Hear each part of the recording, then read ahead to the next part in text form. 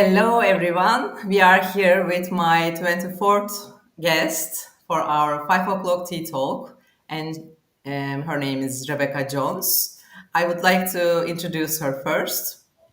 Professor Rebecca Jones is a professor in coaching at Henley Business School, the director of the Henley Center for Coaching, and a chartered psychologist.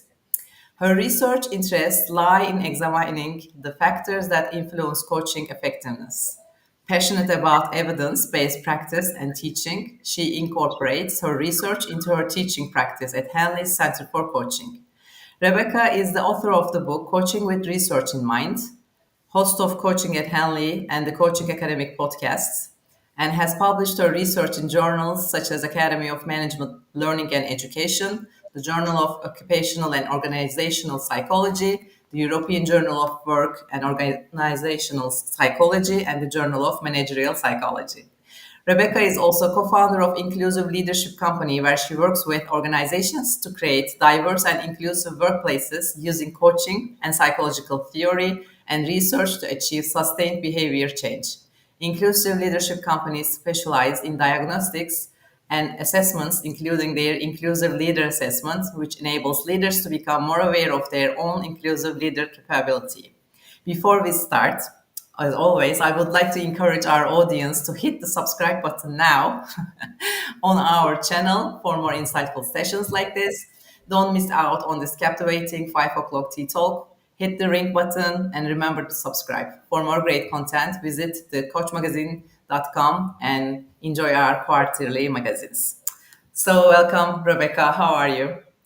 I'm great, thank you, and thank you for inviting me to join you today. Thank you for accepting my invitation. It's very nice to have you here. I'm gonna start straight with my questions. Mhm.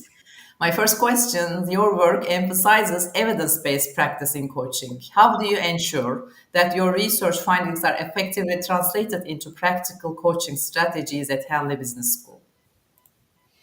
Yeah, that's such a great question, and I'm still kind of figuring out how we can make this a really smooth process where we're continually using our research and updating it in our teaching.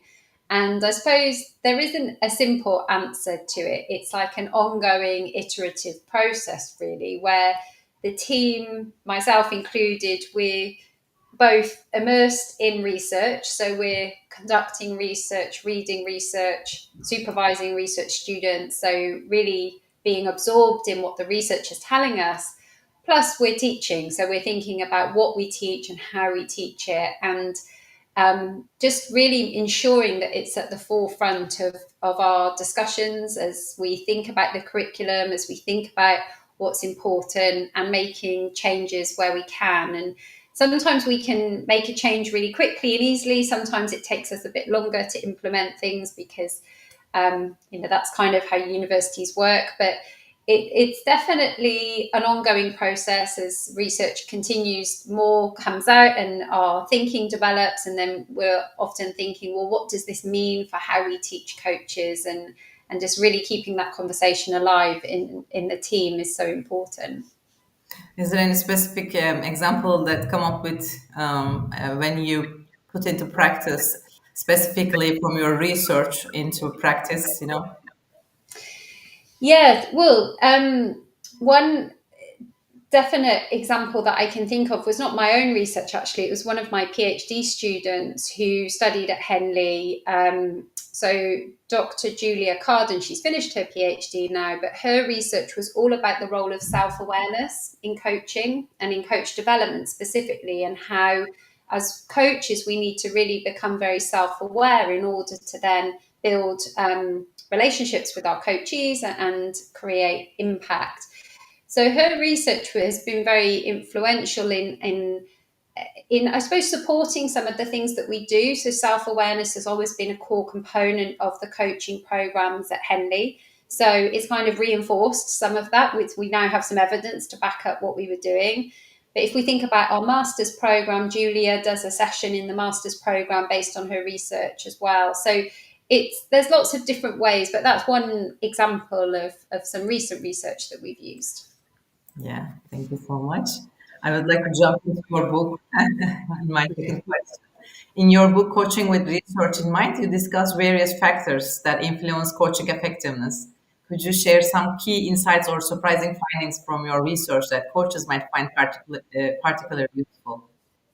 Yes, yeah, sure. So my motivation behind writing this book was, I guess, for people, hoping there are other people out there like me who really want to understand how and why things work. So for me, one of my drivers for being a researcher on the topic of coaching was to understand how coaching works, why it works, what is it that we do as coaches that really makes the difference to our coachees, our clients.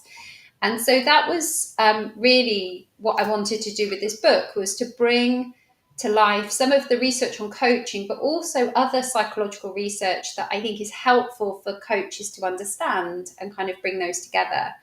So if I think about, some of the chapters, I guess, or the bits that I really found valuable writing, and hopefully people find valuable reading, are things like goal setting. So I have a chapter on goal setting in the book. Goals are a critical part. I think most people would accept that's a core element of coaching when you contract with your client to agree what it is we're going to work on in these sessions, and why that's important to them and what they want to achieve. But really looking at that part of coaching through psychological theory on goal setting to understand why that's important, and perhaps as coaches what we need to pay attention to when we're helping and partnering with our coachee to formulate goals. Why is it important that those goals are very specific and challenging, and what does it do in the kind of cognitively when we set a goal, in terms of it helps to direct our attention at behaviors that will help us to fulfill that goal, and it helps us to ignore things that are less relevant, and lots of other kind of mechanisms that happen when we use goal setting. So that's one example. Other things that I explore in the book are thinking about some of the tools and techniques that we use in coaching and why they work. And my approach to that is looking at through the lens of reflection and the role that has in experiential learning, where we can really reflect on the things that we've learned and the things that have gone well and the things that haven't gone so well, or perhaps giving a new perspective to the challenges that we're facing, and how we can use that information to think about what we want to do next. And even then linking that to the role of the relationship in coaching, and how as coaches we provide that container in which clients can do that challenging work, where they're really probing and reflecting quite deeply, which is not something that most of us do very easily. It's that strong relationship with a coach really enables that. So yes, there's kind of, that's in essence the flavor of the book. I suppose it's really about taking some of those things that we do as coaches, and using theory to explain why it's important, and hopefully then deepening the reader's knowledge and expertise so that they have a very informed approach. I really think if we're doing something, we should know why we're doing it and how it can help the process. Yeah, I just, when you talk about goals, it comes to my mind, we need to make the distinction between the New Year's resolutions with the goals in coaching, right? We are helping our coachees as an accountability partner, maybe on the way through the goals, whereas yourself, when you put yourself New Year's resolutions somewhere in the middle of the year, you just forget about them and continue your life as if you didn't put any intentions there. So working with a coach is like a disciplined, guided way of going towards your goals, right? Sure, yeah, definitely.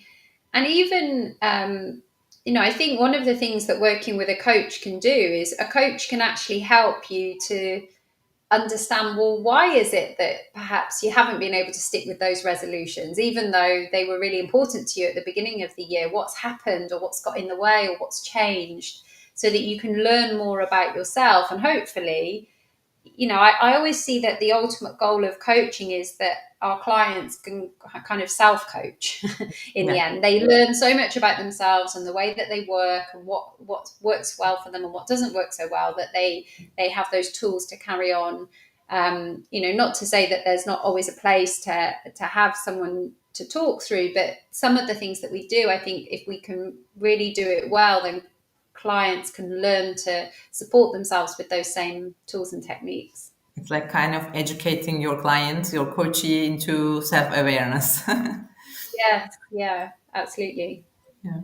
And as the director of Henley Center for Coaching, how do you balance your role in research, teaching, and leading the center? What strategies do you employ to stay current with developments in the coaching field? Yeah, so this is definitely a constant challenge because there are lots of different kind of elements of my role and different things that kind of demand my time. So, one of the things that is really important is that I suppose, protect the time for those tasks that have less of an external push factor. So that there are certain things that I need to do where other people are setting me deadlines, or I have to show up at, if I'm teaching, I have to be there at that time, and the preparation, of course, has to be done. Whereas something like my research, there might not be a specific deadline that I'm working towards. It's much more self directed. So, one of the techniques that I've really honed, I suppose, over the years is around fiercely protecting those parts of my role that don't have the external deadlines or drivers, to make sure that they don't fall behind. And that's been really helpful in doing that. I guess another thing that has helped me, and in fact, I was talking to one of my students about this earlier today as he was thinking about planning his dissertation research, is I've spent quite a bit of time over the years really paying attention to, it's very simple, but how long things take me to do. So things like, if I'm writing a book chapter, roughly how long will it take me to do the research and write that book chapter? And the more that you do these things, you collect more data to enable you to accurately estimate that. And that's really helpful because it means that I can realistically plan my time to some extent. Of course, sometimes things happen that we don't anticipate, but it means I can kind of block out. I know roughly how much time I need for certain activities. I use that when I structure my diary, and I try to be realistic as well, because of course it's super demotivating if you're over ambitious and you have this massive to-do list and you just don't get through it. So things like that really help me. I'm very diligent at planning my time and making sure that I block out enough time to do the things that are important to me, as well as the things that I have to get done, and kind of balancing both.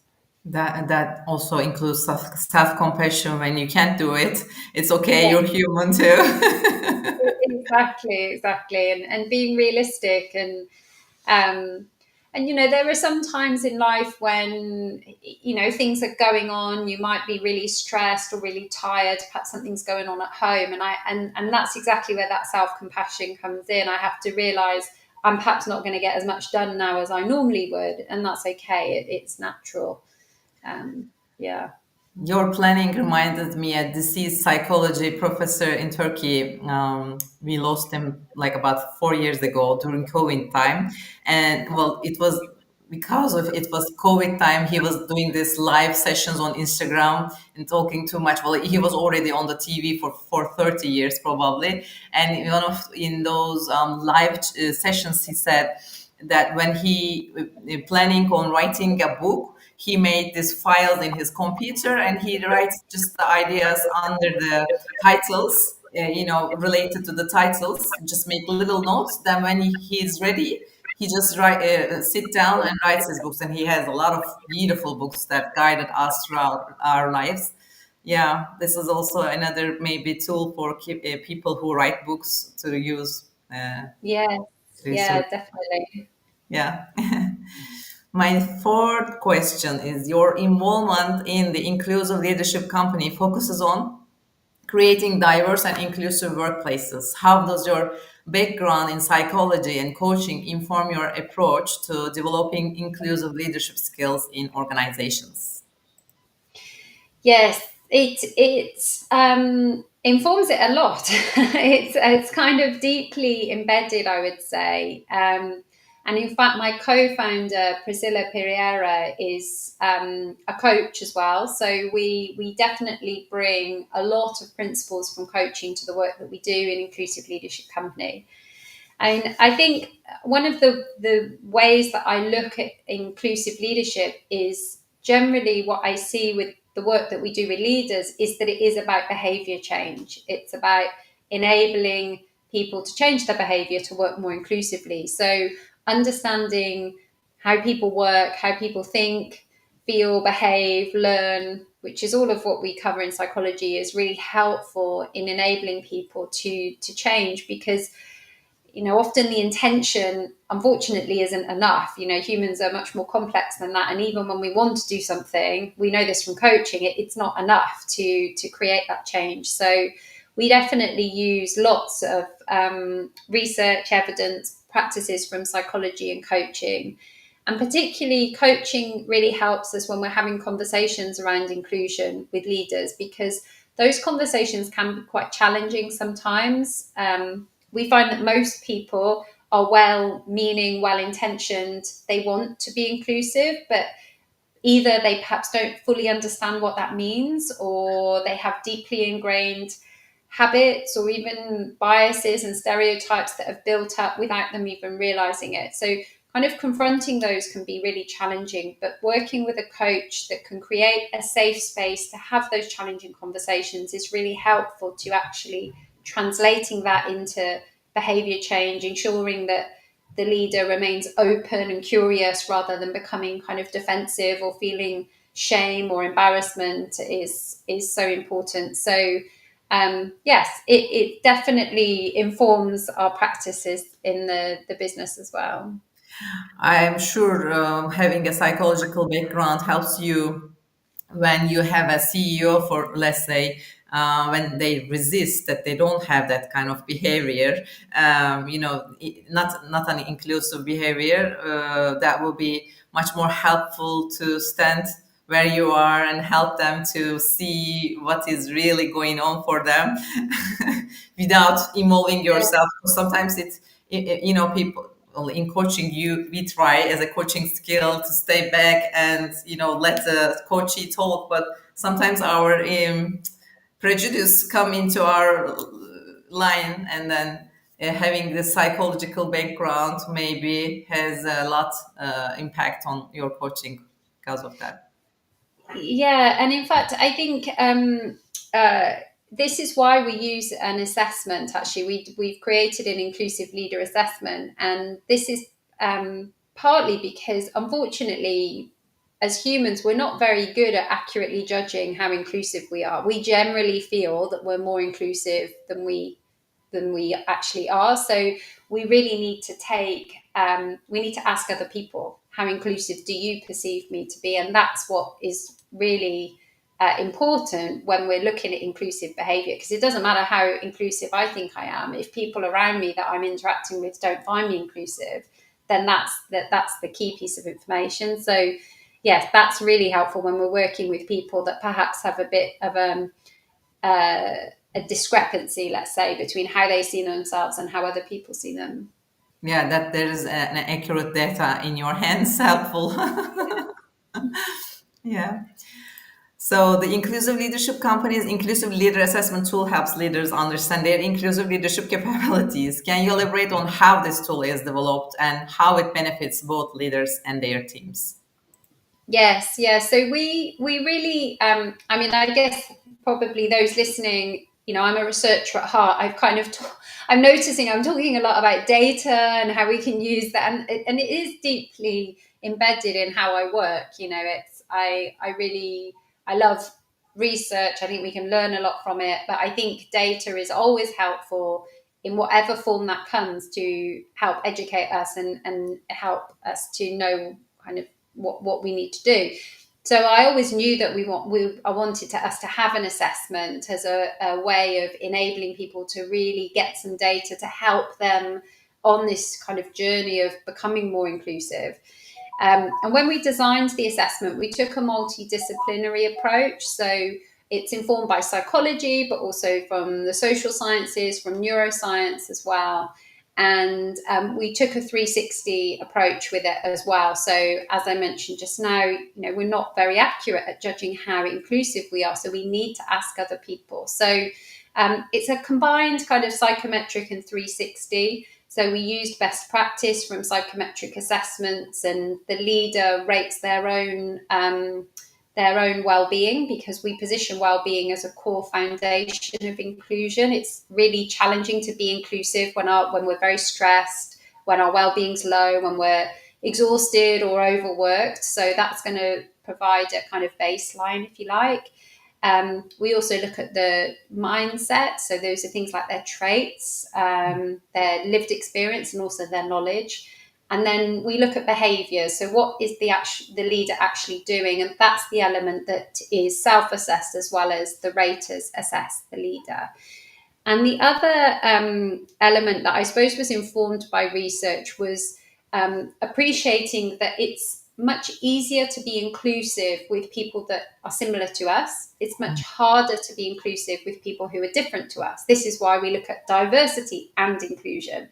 So one of the conditions of our assessment is that the leader has to nominate raters who are different to them in at least one of the protected characteristics. So things like gender, ethnicity, sexual orientation, whatever it might be. So that was another really important element of the design. And I suppose the other thing that was important to us when we designed the assessment was really ensuring that it was very practical as well. So when we think about the behaviours, the way that those questions are created is that they're contextual. So we give the leader and the raters different contexts where exclusion tends to happen the most. So examples are things like in a meeting, we tend to see that people can easily get excluded in meetings, or in pay discussions, we tend to find that that's where a lot of exclusionary behaviours or bias and prejudice can come in. And so we ask the leader and raters, we ask them about those critical scenarios, and then they select which behaviour they feel that they've observed the leader engage in. So it is very relevant and specific. So we try and take this kind of abstract concept of inclusive leadership and make it very specific and real for, what does it actually feel like to work with this individual. Wow, that's really powerful. And it increases the reflections, or, it teaches them how they should or should not feel, probably, while just looking at the assessment. Exactly. So then that really helps us when we're debriefing with the leader. They've got very specific examples. We can identify perhaps specific contexts which are problem areas where they might need some support or development to improve on. So it's making it really practical is a big focus for us, because that's so critical for behavior change. Yeah, I hope so many more companies work with you and they will understand the differences between being inclusive or not, being diverse or not. Yes.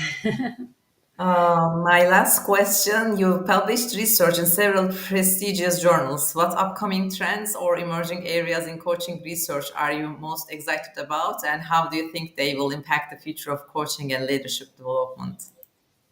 Yes. Okay. So there's an area where there is a lot of discussion in practice and also research at the moment is around AI and coaching, and how AI might support coaching practice, or replace coaches, or augment coaching, or whatever that might be. And I think that is, that's kind of an area that I've got one eye on, and really interested in seeing how that develops. Mhm. But for me personally, I think that and what a project that I've got underway at the moment, which is what I'm really interested in, is really how we can use research to understand what happens in the coaching process. So, really, what is it that coaches do that help impact outcomes, and that's really critical for us as coach educators in how do we train coaches to what should we focus on in able to for them to be effective coaches, and also then for coaches, what do they need to do in coaching sessions that really makes a difference. And there's actually surprisingly uh, little empirical data on this in terms of actually looking at a coaching session and what's happening in that session and what really makes a difference. So that's such an interesting topic for me personally, and I'm excited to explore that. And then the other area, which is kind of combining both of my worlds with inclusive leadership and company and coaching, is how can we use coaching to support the development of inclusive leaders, and also how can we use coaching to support marginalized groups to in the workplace or in other forums. So kind of bringing coaching to perhaps different groups who don't tend to benefit from coaching as often, or perhaps there has been less research on coaching in those specific groups. And your next book is coming when?